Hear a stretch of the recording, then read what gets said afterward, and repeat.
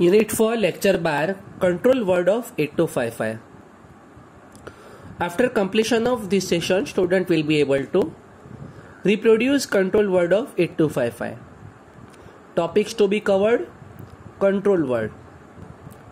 આપણે control word એટલે કે કંટ્રોલ રજિસ્ટરની વાત કરીએ, જે આગળ આપણે ઇન્ટ્રોડ્યુસ કર્યું છે કે જેના આપણે બીટ સેટ રીસેટ મોડ એટલે કે BSR મોડ અને ડિફરન્ટ મોડની વાત કરી હતી. હવે થોડું ડિટેલમાં જોઈએ તો આ કંટ્રોલ વર્ડ છે બેઝિકલી કંટ્રોલ રજિસ્ટર્સ એને કહેવાય, જે 8255ના પોર્ટને ક્યારે ઇનપુટ પોર્ટ કરવું, ક્યારે આઉટપુટ પોર્ટ કરવું, કઈ રીતે કરવું એ વગેરે ડિસાઇડ કરે છે, જેનાથી તેના 3 પોર્ટ છે ઇનપુટ અથવા આઉટપુટ પોર્ટ તરીકે કાર્ય કરી શકે છે. આપણે જોઈએ વન બાય વન. કંટ્રોલ વર્ડના જુદા જુદા બીટનું શું કાર્ય છે, એને સેટ અને રીસેટ કરવાથી શું અસર થાય છે, તો એ આપણે સમજીએ. D0, D1 અને D2 આ 3 છે. આ પોર્ટ બી માટે આપણે લઈએ છીએ, અને પોર્ટ સી એટલે કે ગ્રુપ બી માટે પોર્ટ બી અને port C lower group B. તો જોઈએ પોર્ટ સી લોઅર છે PC3 થી PC0 એટલે કે 1 હોય તો ઇનપુટ, 0 હોય તો આઉટપુટ. એટલે કે આ બીટ અહીંયા જે D0 બીટ છે આ 1 હોય તો પોર્ટ સી લોઅર છે એ ઇનપુટ અને 0 હોય તો આઉટપુટ તરીકે કાર્ય કરે છે. પછી પોર્ટ બી માટે D1 બીટ લઈએ છીએ કે 0 હોય તો આઉટપુટ અને 1 હોય તો ઇનપુટ. આ બધા માટે કોમન છે, 1 ફોર ઇનપુટ અને 0 ફોર આઉટપુટ. તો આ D1 બીટ થયું. અને D2 બીટ છે એ મોડ સિલેક્શન માટે પોર્ટ બીના કે 0 હોય તો મોડ 0 અને 1 હોય તો મોડ 1. આ D2 બીટ છે, 0 હોય તો મોડ 0 અને 1 હોય તો મોડ 1. આ ગ્રુપ બી પૂરું થયું. આગળ વધીએ. D3, D4, D5 અને D6 આ ગ્રુપ એ માટે છે.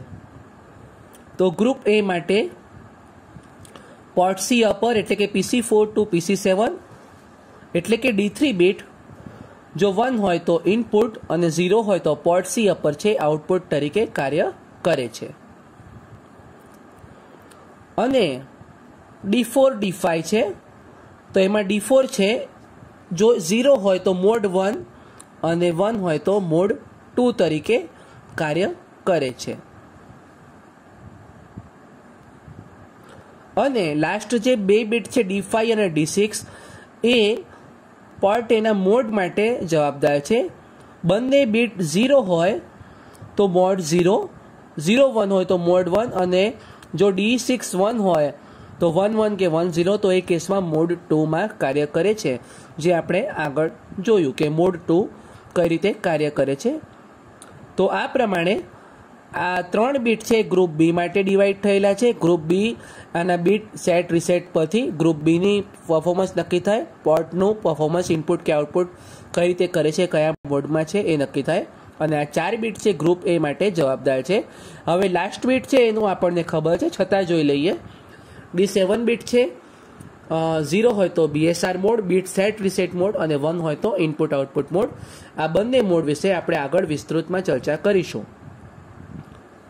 તો આ D7 બીટ માટે 0 હોય તો BSR અને 1 હોય તો ઇનપુટ આઉટપુટ મોડ. સ્ટેપ્સ શું છે પેરિફેરલ સાથે કમ્યુનિકેશનના? મોડ તો થઈ ગયા, કંટ્રોલ વર્ડ તમારું સેટ થઈ ગયું. What is the procedure?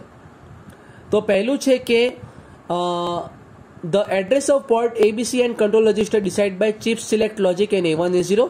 આપણે આગળના લેક્ચરમાં જોયું કે કંટ્રોલ લોજિકમાં ચિપ સિલેક્ટ A1 અને A0 ના બીટ પરથી અથવા સ્ટેટસ પરથી 0 અને 1 સેટ કરીએ, એના પરથી આપણે પોર્ટ A, પોર્ટ B અને પોર્ટ Cનું જેનું સિલેક્શન કરવું છે, જેને પોર્ટને કામમાં ઉપયોગમાં લેવું છે, જેને ઇનપુટ અથવા આઉટપુટ પોર્ટ તરીકે ડિફાઇન કરવું છે, એનું સિલેક્શન કરવામાં આવે છે ચિપ સિલેક્ટ લોજિક પરથી, અને A1 અને A0 3 પિન પરથી યુઝ થાય.